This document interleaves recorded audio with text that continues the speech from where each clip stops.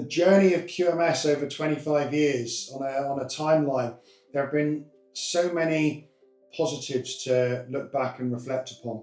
It's been fantastic. We started QMS 25 years ago. My son was 5, daughter was 6, and now my son is here at QMS as the finance manager, and my daughter is married to Sean, who's one of our contracts managers at QMS. It's a real big family feel that we have here. Work-wise, right in the early days when we set up, I knew exactly the people that I wanted to get on board with us, and I immediately spoke to those guys that came on board. They were very instrumental in the early days, and we've learned an awful lot. We've continued to develop, we've continued to push the boundaries, and not once have we decided to just do the norm. Have there been difficult years throughout the journey of QMS? Absolutely. You'd be kidding yourself to suggest otherwise. Any new business setup is going to have some difficulties. There's been people difficulties, there's been product difficulties, there's been client difficulties. We've had clients that have unfortunately then gone into administration. Weather conditions really bad. All of a sudden there was a pandemic thrown in the middle of it. So yeah, we've had some very big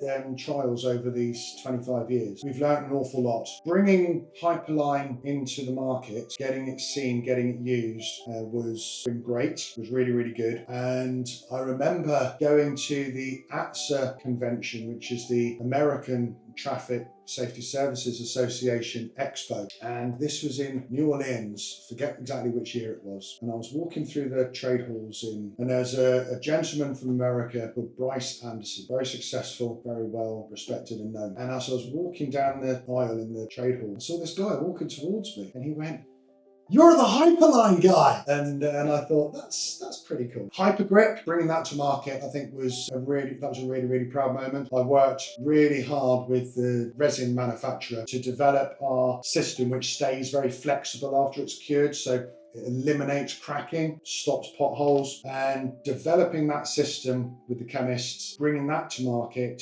and getting that used across the network in local authorities and strategic. It's been fantastic. Even before that, when MMA as a base resin for anti-skid or high friction surfacing was not even considered, bringing it to market at that point. After doing the initial trials, having the materials laboratory of Devon County Council meet me on site and then sent out an email to all agents of the county that afternoon saying this is our preferred system with immediate effect, the MMA based high friction. This is our preferred system of the county. That was a tremendous boost. After a few years of hard work and hard graft to suddenly having no MMA high friction surfacing being used pretty much anywhere in the country to now a significant amount is being done using MMA, even though not all of it's being done by us. That's a good feeling, knowing that I had a big instrumental part to play on that. If I could single it down as to my biggest achievement, that I would say is my team, my staff around me. I've taken people on who have had zero previous knowledge of the business and turned them into some of the best line marking and high friction surfacing installers, full stop. The guys, they're our most valuable asset. We've got people now in the team that have been with us nearly 20 years, and when they started they knew nothing. It's the same as when I started. My first job was pushing a broom. The guys on the tools, we brought them in, given them the training, given them the guidance, given them the opportunities to develop. If you look at Liam within the team, has joined us and has progressed through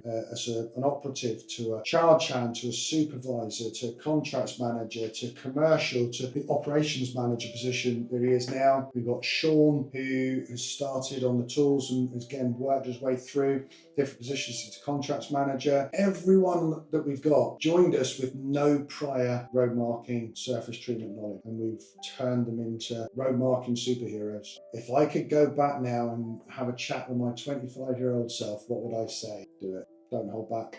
Let your imagination go. Follow your dreams.